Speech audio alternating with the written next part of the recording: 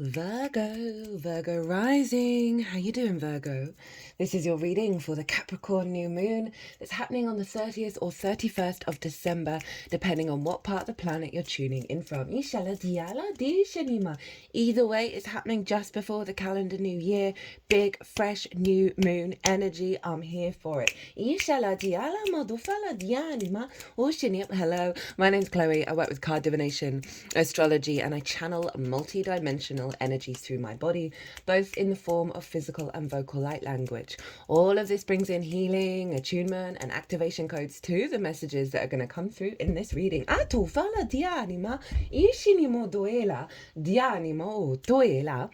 a bit of housekeeping first before I kick off with your reading. One, there is a competition going at the moment. There are 3 personal readings up for grabs. Go check out the latest short that I uploaded. It will tell you all about it. You've got until the 19th of January to enter. If you want a personal reading on the Mars retrograde, that's happening in the signs of Leo and Cancer, they are 50% off at the moment. So email me directly if you want to take me up on that offer.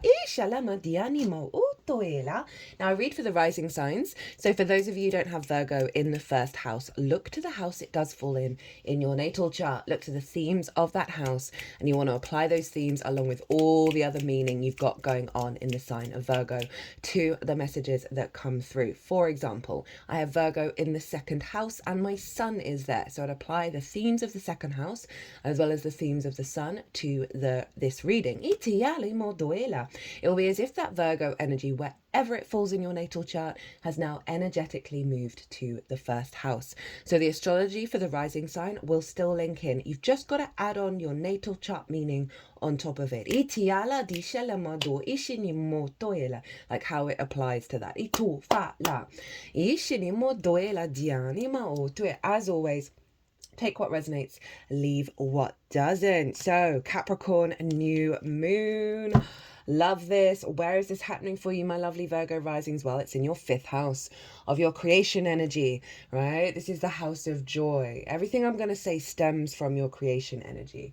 Amusement, play, games, creativity, pleasure. Doesn't just have to be romantic. It can become in many, many different forms. Children, both literal children and figurative children, such as your inner child, or creative things you birth into the world that feel like your children. It's also about romance, dating, and love. So we've got a big new moon happening here, new activation cycle around your creation energy. Just before the calendar new year, which is fab. Before I go even further, I just want to say there is a collective reading. That's always the first reading that goes out, where I've broken down the astrology in way more detail of how all the celestial bodies are talking to each other at the exact moment of the new moon. Happens to be a Virgo rising here in the UK for the time of the moon, so double down on that energy. And I really sort of tap into that energy of like what's the intention of it, right? Also pulled collective tarot, and always big channeled messages come through as well. I get to be a bit more esoteric in those readings, and that acts as a baseline for the all 12 sign series. So if you want a deeper understanding of this moon, my lovely Virgos, pause this video, go watch the collective reading, and then come back to see this, because that collective reading you can then apply to lots of individual things that are going on in your life that may not particularly come up in a general reading. It gives you a bit more agency. So new moon in the 5th. Right, so I've got to pause the video because one of the cats that are now in my life at the moment, they were in my room and they're sitting by the door and they're wanting to go out. And it's kind of making me think about the releasing of your creative energy, of letting it be free.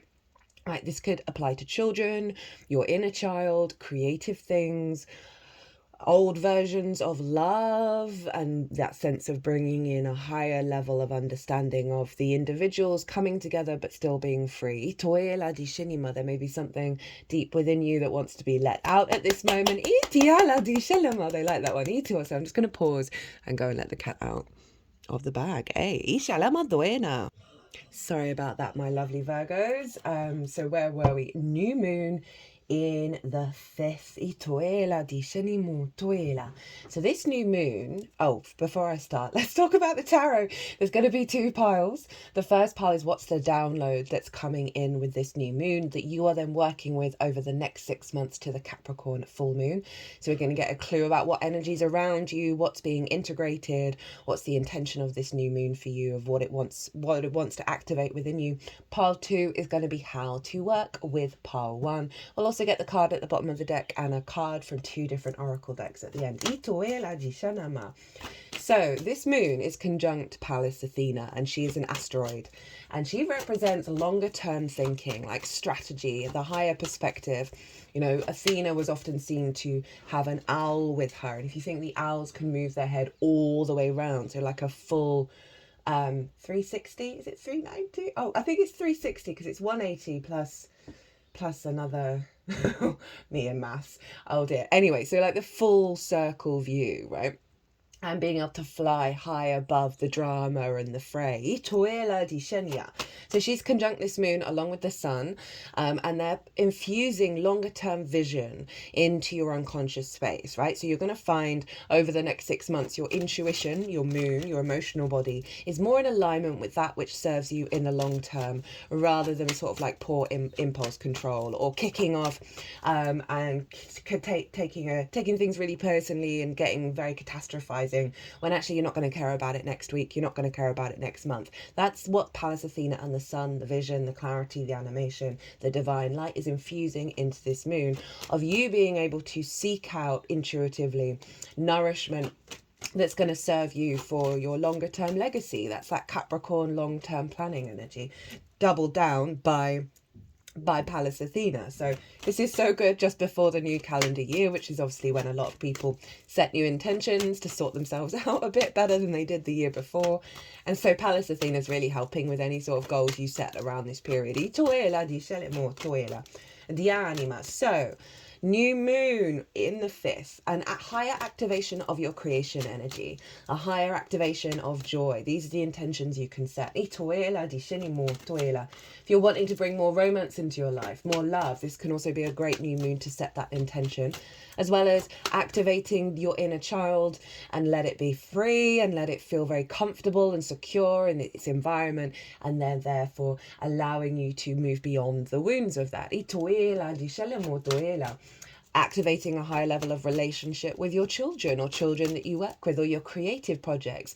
Again, remember the cat wanted to leave. She's kind of like I've been joking like I don't need kids anymore because I've got 2 cats and they give me so much love. But one of the practices that I've done is to truly trust them and trust their nature, and allow a higher level of freedom in the way that I engage with them, right? So rather than, letting the cat do what it wants to do, rather than wanting, ideally it's warm in my room, that they'll curl up in front of the fire. But no, she wanted to go out, and that's what's happening. So there's something around making peace with that kind of release energy of what it is that you're creating and what your passions are and what your joys are, of not having such a tight grip of control and boundary over them. And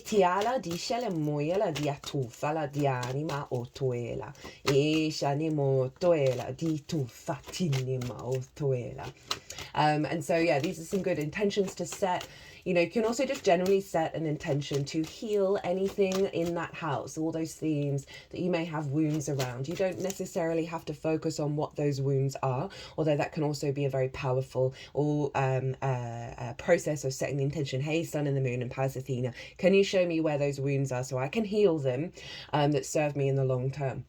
You can just generally set an intention around healing as well around this a new moon and activation of that.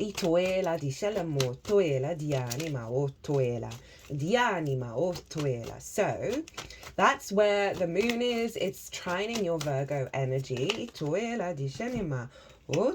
Speaking of which,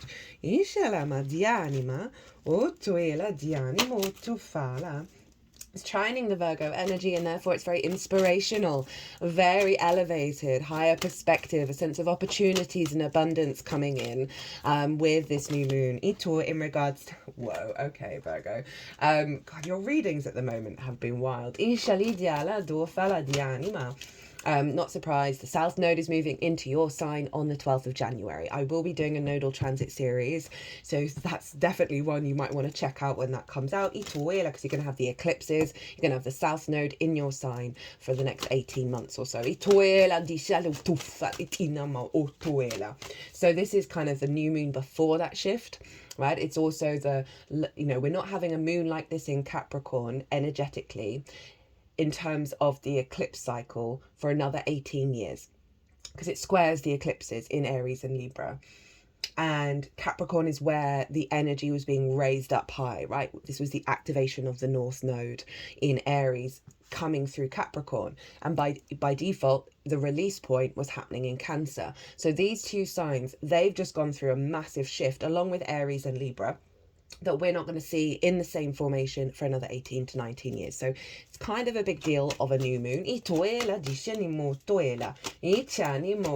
Like it's big building through autonomy for the long term with like that Aries energy. Okay, so we want to look to where Saturn is, because whatever's going on with Saturn is influencing this moon, because Saturn rules Capricorn. Now Saturn's a bit of a no planet, and I felt called, I don't often bring this up, but I felt called to do it in this transit. And so the no energy, the immediate instinct of no, falls into Aquarius and Capricorn, because Saturn rules both of those signs. And so one thing that's been coming up quite a lot in the All 12 Sign series is be in observance of when you've got an immediate no come through when it comes to your 5th house energy, and try and shift it. Try and let that pause and then see what actually comes out after that kind of impulse no that comes from Saturn. I've got my moon in Aquarius and Jupiter in Aquarius, so I'm aware of this no energy, and it's quite interesting to observe it when you realize that's what's going on, because it genuinely does feel like we're kind of shifting beyond that traditional understanding of Saturn. So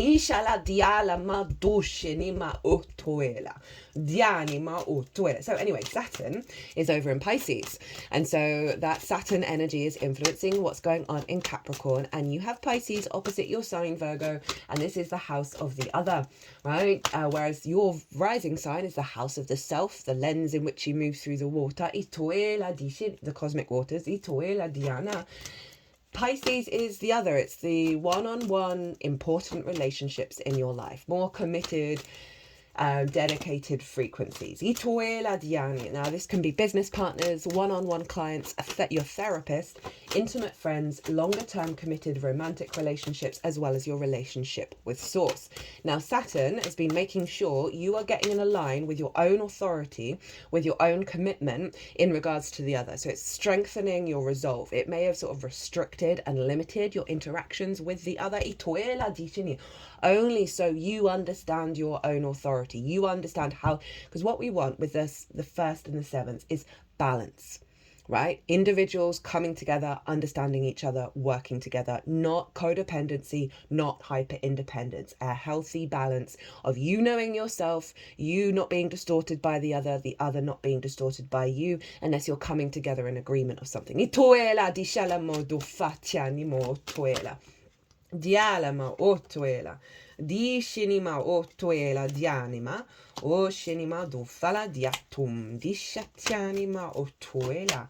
And so that 7th house Saturn is really getting you into an alignment of understanding the cause and effect of why relationships may have been what they've been, right? And the diligence and the responsibility within yourself of stepping up to the plate, of shifting and changing and becoming more mature when it comes to those relationships. I often find when we've got transits in the 7th, 1, they can affect the others in your life. 2, they help you understand yourself when in regards to the reflection and mirroring of the other. 2, 3, how you show up for the other, as well as, and this one I really love, is that you tend to be more in alignment with source. When there are transits in the 7th. It's like you've heightened your communication with source, with your relationship with source during those transits. That just helps your soul like really reconnect to that frequency and be in a state of elevation. Obviously there are always trials and tribulations to go through in order to get to that point, but whatever those planets are doing, they are heightened in their connection to source. For example, I had a Saturn Jupiter transit in my 7th, and that is when I started really committing to my journey. In fact, I put on this infinity symbol, and that in a sense of I'm committing to my relationship with source. That Saturn's very much about commitment. Jupiter helped me find wisdom and find faith. Anyway, Saturn is influencing the 5th. And so for some of you, this is very much linked into romance, right? Romantic relationships, of an elevation of what you're drawn to and what's important to you for the long term, right? And a level of commitment around that. Now, for some of you, that may see certain relationships fall away. You know, that's always in alignment with soul contracts. Others, it may see through your deeper resonance of what it is that you need and your connection to that. You often find when you do the shifts, it actually, if others around you are up for that change as well, they'll start changing in alignment. That's why the inner work is so important. Rather than trying to fix people and rather trying to externalize the help, do the help for yourself. Because it will shift the frequency generally, both around you, socially and collective. So Saturn influencing the 5th of an upgrade around your connection to source, the messages, the downloads, the confidence you have with that connection into your creative energy, right? And that can be about the elevation of play. We get a lot of addiction in the 5th because of the inner child hanging out there, right? And so there can be a shift around that, and more clarity around that. You know, Saturn is very mature, an upgrade around how you create. A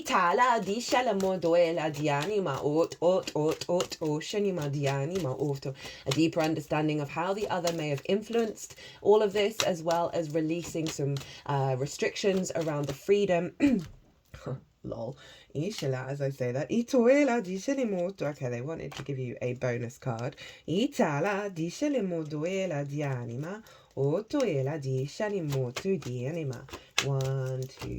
3. Okay, bottom card at the bottom of the deck.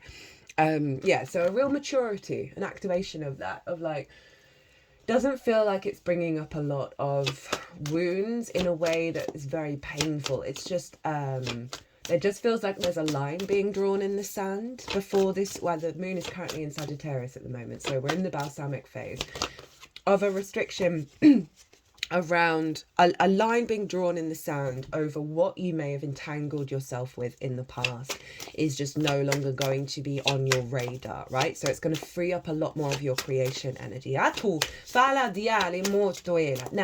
Saturn at the exact time of this moon is square Jupiter in Gemini and Mercury in Sagittarius. Now these two, Jupiter and Mercury, they're in each other's realms, and this is what's called mutual reception. So there's a feedback loop between these two, and they are ruling the whole chart. They've done so for quite some time, except whenever the moon is in the sign of Cancer, for a while now. Where did you go? Where did you go, my lovely? Okay, that might be for some of you, and I'm always wary of saying this, like drawing in the truth of what love means. Right, drawing in, this may be a soul contract to help, or certain an energy drawing in that loveliness. And it doesn't have to be in a person, but it just feels like something's coming in to remind you of what it feels like, to help you believe in that again. It doesn't have to be romance, but it's something around activating your joy, where it may have felt quite far away. Anyway, back to Jupiter and Mercury. Excuse me. throat clearing, as I say that. They're ruling the whole chart, right? There's a big shift around our inner perspective, Jupiter being retrograde, our inner wisdom, our inner faith, our inner knowing, and Mercury, who's now direct, have then, with this shift in our inner perspective, the way that we're perceiving the outside world, the information that we're collecting, the environmental frequency, what we're processing, we're picking up on things that are more in alignment with that deeper inner perspective rather than the old patterns. Now, Jupiter, my lovely Virgos, is up in your 10th house of your life purpose, your career, your visibility, your reputation, how the big outside world sees you. And it's also linked into bosses because it's authority, because that's where the sun was at the peak of its arc on the day that you were born.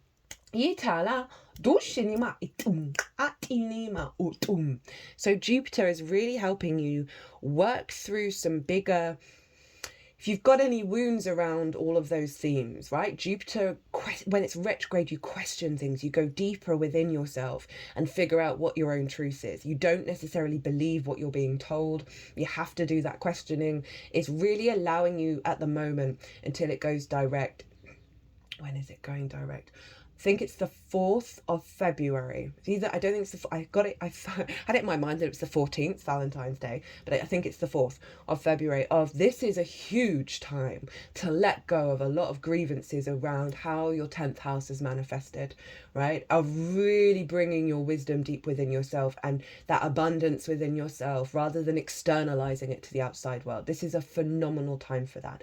You're also getting a higher perspective, a deeper perspective around how you want to walk your path, how you want to expand into that. And from the 4th of February, you're going to start building that. You're going to start seeing that resonance. Jupiter's also about good publicity, especially in the 10th. So with this activation and this big energy feeding into your 5th house, this can see the visibility around your creation energy. Now Mercury is in your 4th, your roots, your foundations, your ancestors, both blood and soul lineage, the parental figures, the roof over your head, the things you do in private. It is your root system, right? This is where your foundational energy springs from. I like to envisage a tree in the natal chart. The 4th is the roots.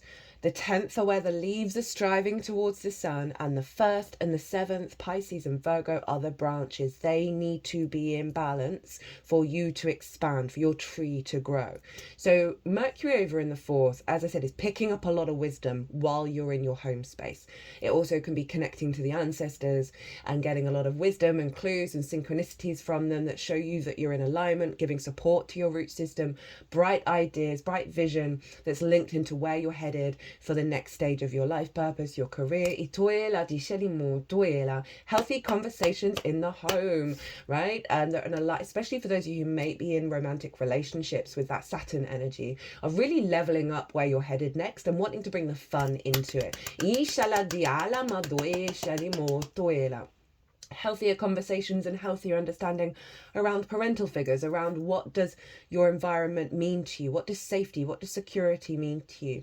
But what I'm really getting is just bright ideas coming in, right? A heightened level of inspiration when you're in private, when you're thinking about your root system, when you're actually in your physical home that is supporting where you're headed, right? But they're all squaring Saturn. Now, for most of the signs, all of the signs, unless they've got prominent Virgo energy, but you're a guarantee.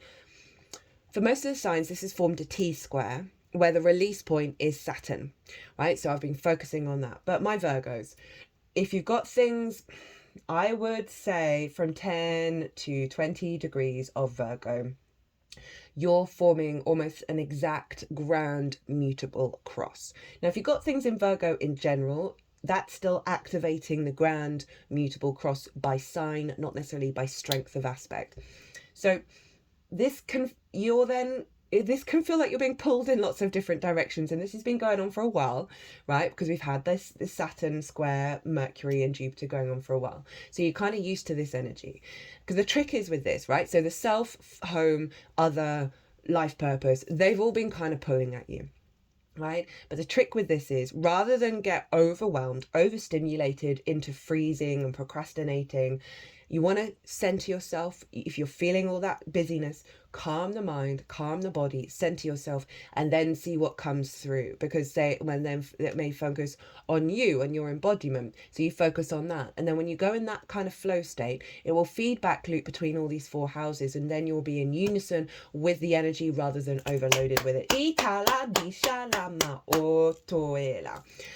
So you got all these mutable signs all impacting what's going on in your 5th house of your creation energy. So this can be wounds from the parental figures, the ancestors, relationships, career, how you're seen. All of this is getting a rejigging, a reshifting that's boosted by your pure joy, your pure creation energy that is Pallas Athena is drawing out and making sure that's amplified and to serve you in the long term. So any impulses, any distortions that have been sort of feedback in a closed feedback loop, no, we're moving beyond that. Big creation energy, big building energy. Focus on the joy, focus on the love that you find within yourself, whatever that's however you draw into that, whether that's in a relationship with yourself, with your career, with your home, with your creation energy. Focus on that rather than any expectations or assumptions about how this is going to turn out in terms of all those other areas, because the focal point here is your creation energy. The more you're having fun, more you're being playful, more you're being curious, more you're sort of tapping into the bigger ecosystem of the energy around you. That is Capricorn and Pisces, the magic that's flowing through that. Be really open to magic, right? Magic's just science we haven't figured out yet, guys. You know, so many, this is becoming quite a common theme that I've noticed in certainly content that I've been engaging in and conversations with other people, is how much people outside of this woo-woo, and I've never been a fan of that word, but it's an easily translatable, understandable reference. People outside of who are not necessarily closed off to it, but certainly haven't come across it, have been communicating, especially in the creative fields, about how that's where a lot of their inspiration comes from. When you connect to something, when you clear your channel, when you really allow more of that flow to come in, and so this is that's if you're a little, I don't really know how to engage with that, just create space for source, create space for your higher self, get in a flow state, my Virgos. That's what Virgo loves to do, is be in a state of flow. Could just be doing the washing up, it could just be being in your home, doing some cleaning. I know that sounds really silly, but it's that flow energy where you're doing something but you're not necessarily engaging all the full throttle of. That's when the inspiration can come through, and that's just one example. Obviously do what you feel inclined to do. So here's the download, Virgo. Oh my goodness. And I'd said Virgo just before this card came out, so that was quite funny. It's when I did my little laugh. So we've got the Hermit, we've got the World, which is Saturn, and we've got the 10 of Cups, which is a Pisces card. So this is calling on you. This download is coming in. This is what you're working with. And the focus is about your inner wisdom, not what society thinks, not what society's doing, but your inner drive, your inner wisdom, your inner understanding, and how that is what's guiding you. The trust in your embodiment of self, right? And really allowing that wisdom to flow through your creative energy. And it's really very much about not what the world is expecting of you, because the Hermit is on top of the mountain, right? It's actually the highest card in terms of positioning, because this is right on top of the snowy peaks. This is, you know, close to the divine, close to that higher inspiration. So there may, in order to facilitate this, it might be about, you know, spending time by yourself, and or being in a moment of contemplation of where am I shackled to the expectations of society of what my life should look like, and how I find my joy and my pleasure and my resonance. So big Virgo energy. on just the straightforwardness of it, it's your ascendant. It's how you embody yourself, how you see yourself, how others see you. And so that creation energy, that pleasure, that joy is being infused into your embodiment. So it's coming very naturally to you. And then we have the world. Know thyself and the world will open up to you. So it's a real sense of liberation energy here. That this process of this moon is getting you closer back to the truth of yourself and out of conflict as well. Because when we truly know ourselves, we pull back the layers of the boundaries that we need, of the restrictions, of the opinions, of the judgments, right? That usually come from a wounded ego. And they pull it all down and strip it all bare when you do that inner work. And then the truth of you is then able to co-create with source, right? Co-create with the universe. And that means the world opens up. There are more possibilities for miracles because there's less clutter going on in your energy field. And so whenever the world card comes up, I'm like, there's a level of completion of understanding that, of that, an elevation of that, of your co-creation with source. It's also Saturn over in the 7th. So this can be a real elevation of commitment with the 7th house, right? For some of you, this can be about a romantic relationship, right? Of really being able to step up to the plate and bring in a level of commitment, a level of maturity. Again, it's also your relationship with source as well. Your understanding of yourself in regards to the other that is no longer cluttered by the old wounds. 10 of Cups, right? Okay, really doubling down on the external joy showing up because of the work within yourself that's being recalibrated, right? This is the world opening up, and this is the manifestation of it, right? Yes, we've got the nuclear family here. For some of you, that may be very relevant given the astrology, right? Of things going well, because the 8 of Cups is when we've done the inner work with our emotional body, and then we start seeing the emotional alignment with our chakras, which I always link into the rainbow, of a really healthy external environment, right? Of things unfolding, of things bringing you joy, of things going to plan. This sense of emotional satisfaction with the outside world. More joy, more play. For some of you, this may be about activating a cycle of having a child, and that has a deepening of an understanding of who you are, and then it's leading to, a happy environment. For others of you, this is just genuinely a boost of your creation energy, which you can apply to the rest of your chart, right? In terms of your life purpose, in terms of your home, finding more peace at home, finding more joy out in your life path.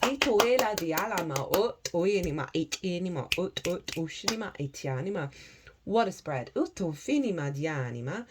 yeah, I've forgotten you had a bonus card. So how to work with this energy, how to amplify it.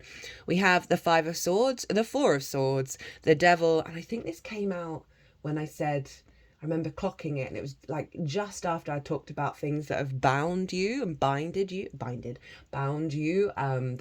are falling away, and this came out. And then we have the Temperance. Hello, Sagittarius. So this has been the case for almost all the readings, where it's highlighted a difficult energy that the universe wants you to look at, right? It's not about falling into the pit. It's not about the danger, this being a danger zone, watch out for this. It's more how to amplify this. There's something within you that needs tender loving care and observation of, because when we're in observation and not falling into the pit, when we're very kind and loving with ourselves, of that kind of objectivity, we're then able to just, with that observation and then with the intention of healing, help that release and help that let go. There are so many practices, as I'm sure you know, that you can do to clear energy in your field, right? So this is the 5 of Swords, and for me this is the most difficult card in the tarot. This is about the bully and victim mentality, right? And the cycle of that, and the perspective of that, and the mindset of that. So often the bully was the victim. It's very rare that isn't the case, and we can all get stuck in being both sides of this same coin. What has this figure won? Well, they've won the 3 of Swords. What have these lost? The 2 of Swords, right? That sense of inner equilibrium, inner balance. So this figure's won heartbreak. They've lost inner equilibrium of being able to observe the reality clearly, right? And so this can be the bully in your mind, right? This can be the victim in your mind. This perspective, these ideas. This also can be you being in conflict with how you create, and maybe there's always been this sort of cycle of bully and victim in certain relationships in your life. This can be your inner child your wounded inner child running the roost. Maybe there was conflict growing up, and that therefore got you into a space of like funneling your creation energy into conflict. So it's calling you to reflect on this, to look, okay, where do I feel that this is shown up? And give it a moment, give it some pause, because what they're then saying to do is be in a state of either meditation, prayer, whatever it is, where you're allowing the contemplation process when you're not in a fear state, because this figure knows that they're being held by something bigger than themselves. They're in a church, right? So there's this sense of safety and security around you right now to look to these Three of Swords.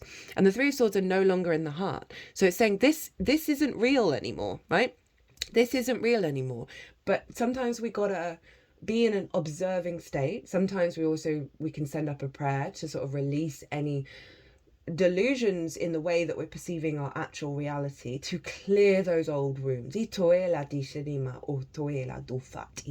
Because this figure then discovers the Ace of Swords, and that is a very sovereign frequency of perspective. So it's not saying to worry about it, it's saying if you really want to help this boost, there's something or many things that create that Five of Swords, and there are so many practices that you can do in regards to helping release it. And as I said, it's not to feed that narrative, it's just to be aware of it with love, right? With serious love and a process of release. Because then we have, following that contemplation, okay, no, they wanted these round the other way. Following that contemplation, that release process, we have the Temperance card, and that was one of the last cards in the formation of the collective tarot. And this is Sagittarius, where Mercury's hanging out in. But let's just look at this card just in general. This is about the alchemical process of bringing our higher frequency, our angel frequency, our third eye frequency into the 3D, into the real world, right? That it takes a process of alchemization, the refinement of every little part of yourself, right? Of doing the inner work, right? This is a big inner work card. That's leading you to sovereignty. You see that crown in the background. And it's also about doing things differently. You see this water, it's going up into the cup, right? So one, magic, going against the current structures that we're aware of. As two, just doing things differently. So it's calling you on getting playful, understand that you're going through a huge alchemical process, right? And if you want to amplify this, of putting the dedication into it, of this objective awareness and loving awareness of the angel, of how you're shifting and changing and growing, right? And then following that, we have the Capricorn energy. I think this is the first time the devil's turned up. Now, with it being where it is, I predominantly read this card as powerful 3D manifestation. Before the Christians took over the horned god and turned it into the devil, right? And that's the later Christians. It was always an inner experience, the inner battle. This was the great masculine earth frequency, right? In the earth traditions, right? The very pagan horned god fertility energy, right? So Capricorn is big building, big power in the 3D, but you got to get right with yourself. And there may be, because Capricorn, the devil obviously can be about distorted power dynamics, and we've got this here, right? Whether that's with other people, whether that's with yourself, there's a big shift that's happening. I mean, look at this, right? The inner wisdom of you, the liberation of self that's leading to outward manifestation of your creation energy. But it does require, okay, what can I tweak? What can I really refine during this process? What's at the bottom of the deck? The sun. Okay, so this is the underlying root energy of the download, right? This is the inner child who is now free and no longer wounded, right? Being able to absorb the light of the sun, the joy, the freedom, the animation, the play of it all. Very creative, big yes card, but it predominantly it's about freedom and vision of self. The autonomy of self. that through this process there is a light and light body activation coming in.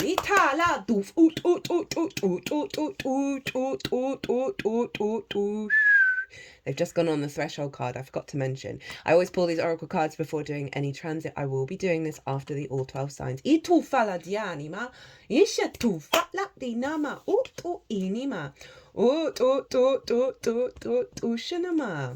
Okay, so we have, I'm going to do the Rainbow Brainskull card first. Okay, no, they're wanting me to do the Shaman's Dream. I love it when they correct me. And that's one of the things, isn't it, right? Especially with channeling, especially with life, just in general. That fear of being wrong, of doing something wrong. Whereas there's a very playful energy at the moment with Jupiter and Mercury, of allowing us to be curious, allowing us to not be in a perfection state, right? Virgo, all about perfectionism. That South Node is going to be sorting that out. Of, in the past, even though I felt called to one of the oracle cards, they gave me a little shift in a different direction. No, you got to read the other card first. And in the past I would have felt like that was representative of me failing, of representative of me not being in attunement, but in fact it was just giving me an example of when source is coming in and saying no, this one. And so it's highlighting that connection rather than the intuitive nature, right? So it's letting me know that source is around, that my guides are around, whatever it is that I'm channeling. That may be something relevant to this creation process that you're going to go through, that even if you're sort of drawn to something, source is going to help redirect you to sort of implement that Pallas Athena energy and being open to co-create. Many masks the authentic self, energizing internal allies, a conscious shift. We live in a world where everyone we see wears a mask. We wear these masks to cover up and protect who we really are. We learn to do so because we've been conditioned to try and appear a certain way to fit into society. Masks allow us to belong, so we remain within the confines of what is expected. Masks are not inherently bad, rather they provide context and structure for our personalities and soul's expression. Some of us might believe that a particular mask, fixed and hardened onto us, is our permanent face. We forget that we are living beings with a multitude of faces, enabling us to experience a fuller and more vibrant world. Your authentic essence doesn't want to be constrained by others' expectations anymore. Now is the time to strip away the mask you've accepted and discover who you really are. A new self is emerging, and your perception changes as you adopt new ways of being. Right now, it's really important to allow yourself to experiment, to experience the world in all its myriad potentials and possibilities. Try on different masks and let yourself be fluid and curious. How will you know what you love and what you resonate with if you don't take off the mask you've always worn and test drive some new ones? Your authentic essence will never change. It will only express itself differently through these optional selves. Through trial and error, you discover more and more about who you want to become. What would it feel like to explore this side of you? Anything is possible if you're willing to open up your potential. You truly can move beyond the barriers that society has set. Use your imagination and step into the magic. I don't feel like I need to say anything really more with that card. I mean, it's a beautiful representation of the transmission that's already come through. That freedom to play, right? Without the expectations of how it's going to turn out, without the fear of, am I losing myself? Am I diminishing the essence of self? This is saying we're fractals. We have many different versions of self, and so much of the self can be based on other people, other situations. And this reading in general feels very liberating, feels very freeing of that creation energy that can be distorted in so many ways, right? Parental figures, relationships, how we're creative, how we find our joy, grief, all of the things can really diminish that creation energy. And this feels so powerful of getting back to that. Good, just been looking at screens a lot. You may need to take a break from computers. Go find a tree to be friends with. Besides, think of how fun it will be to return to the screen once you've had some time to rebuild your tolerance. I mean, that's I like that it says go hug a tree. because this is earth energy, right? So it's referencing, hey, maybe you need to do some stuff with nature that's going to help you really bring this to the forefront, right? Capricorn is very archetypal in its energy. It is the collective earth sign. So working with bigger themes, itoela di shinima or toela, like the changing of the seasons, itoela di shalamodoi, and how that influences you. Ito fala, that's just one example. But also, you know, get away from the screen and go do something fun, go do something creative. I mean, obviously we can use screens to be creative, but it is kind of saying, you know, there's something about you being still within yourself without the distractions. Itala di shalamodoela. That's going to bring a lot of inspiration through, right, my lovelies? This was a bit of a long one, longer than the other ones anyway. I hope you enjoyed this reading. I hope it resonated. I certainly enjoyed it. If you did, hit that like button or leave me a comment. What you doing for New Year's Eve? What your new calendar year resolutions? I'd love to know.